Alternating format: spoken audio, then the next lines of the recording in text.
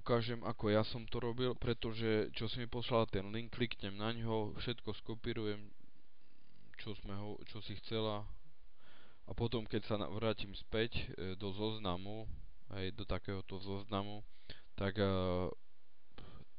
ten filter sa rozhodí. Čiže Banskobystrický kraj, výber jedného registra, sanovaná, malo byti 97 záznamov, dobre, vyhodiť. Takže ideme na textovú verziu, potom tu si skontrolujeme register C, Banskobystrický, 50 záznamov na stránke, to je najlepšie, nezdržiavaš sa, no a ideme postupne príkaz, zobraziť detail, potom zobraziť všeobecné,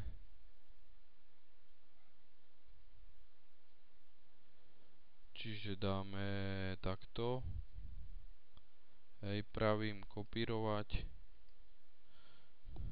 pravým prilepiť a skúsime ešte jeden, či sa nerozhodí filter, čiže dozadu, dozadu. Vidíme, že nie, všetko je nastavené. Banskobystrický, sanovaná, počet záznamov 97, čiže skúsime ešte jeden.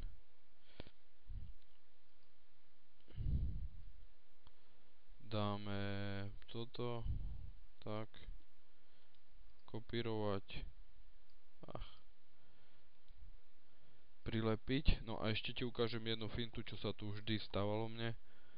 Čiže ideme zase na ten zoznam, kde tu máme 57 záznam. Dobre. Toto je prvá podstránka, ako vidíš, ešte máme tu jednu. Čiže ideme na druhú. A skúsime tu jeden. Údaje, áno. Skopírujeme.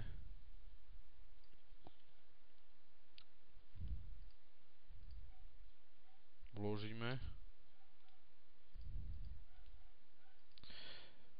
No a teraz pri vracaní späť nastane taká vec,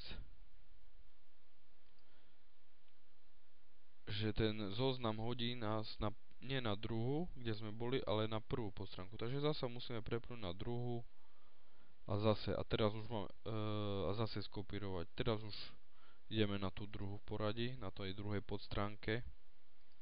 Zobraziť. Kopírovať. Tak, prilepiť. No a malo byť hotov. Tak sa tráp.